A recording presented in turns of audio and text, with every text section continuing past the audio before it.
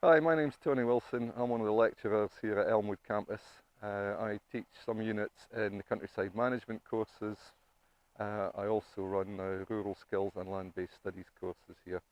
I've been at the college for about 9 years, and prior to that I was a countryside ranger in Fife and Tayside for about 25, 30 years. I try to get down to the orchard maybe about once a month. Uh, if you use a site too often, the birds kind of get spooked by nets going up and disturbance and so on. So the trick is to get here early, maybe once a month. I've got feeders up, as you can see. The birds are used to coming in to get food, and then all of a sudden there's a net in the way, which these mist nets are, on a day like this, particularly where it's dull and overcast, they don't really see them till the last minute and they fly out the hedges and get caught. I've got other sites around the campus. I've got a couple up at the main college building, one in the back quadrangle and one over in the allotments that I use these nets or cage traps or whoosh nets to catch. Last month or so I've been catching a lot of baby jackdaws and rooks up at the college. I've also got a couple of sites over at the golf course, but because of COVID we weren't able to use them and I've not really started them up again since. I usually use it as part of the teaching for the students. Land-based studies have used it as a project for their ecosystems unit. Rural skills have used it as information for numeracy and for their rural species and habitats units. And then the NC and HNC countryside management use it as part of their species identification units that they have to do. So it's useful to be able to let them see birds in the hand. And I've got short videos of a whole range of species, so I can put them up on Moodle and people can use them to help identify sparrows from blue tits, from wood pigeons, from whatever. On average it takes about 2 years to get the permit to be allowed to do this. Owning these nets isn't illegal, but using them is, unless you've got a permit. So it's all done through the British Trust for Ornithology. The trick is finding a trainer who's got enough time to take you on, because it's all done voluntarily. And like I say, 2 years is the average it takes to learn how to use the mist nets and to do the basic ringing.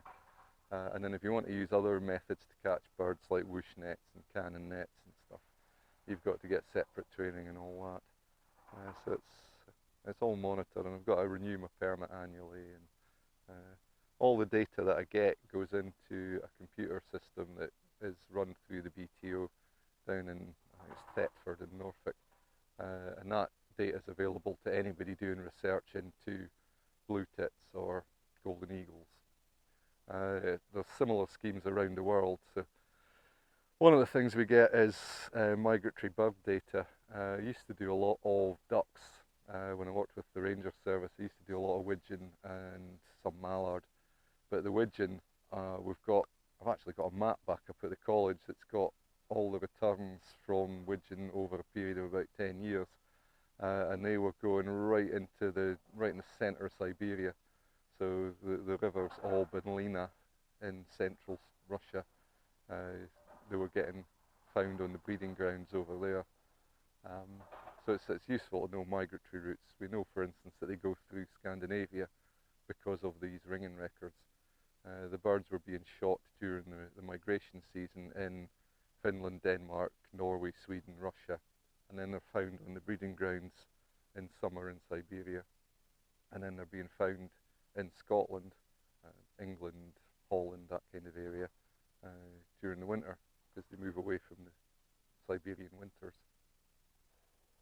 This is a juvenile tree sparrow, I think. I seem to remember I took it out of the net, but I'll do a bit closer investigation once I've had a chance to have a good close look at it. First thing I need to do is put a ring on it, so that's the whole point of the exercise. Make sure it's the right way up. This is part of a national project where people volunteer for the British Trust for Ornithology, and put these identifying rings on an assortment of birds, everything from golden eagles down to little sparrows, to track their movements, to get ideas about ages, so maximum ages, how long it takes them before they start breeding, all that kind of information. So we're down at the college orchard here, and it's very good for sparrows. This is tree sparrow, which is, I think it's still on the red data list if I remember correctly. Right, so now what I'm going to do is do some measurements on it. So we get an idea of how fast it grows, how big they get, how they're doing in terms of nutrition. So that's 67 millimeters, about average-ish. Now we need to actually check and see if it's molting or anything, but it doesn't seem to be.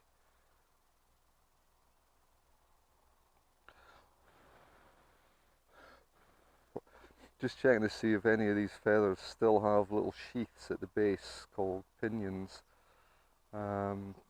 which tell me that it's replacing its feathers from the ones it had in the nest. But very soon this will be in its adult plumage. Right, so next phase is to weigh it, which is a little undignified for the bird, but most of these birds are hole nesters. So if you stick them into a hole, they feel that they've escaped from you. 17.5 grams, which is about 2/3 of an ounce in old money.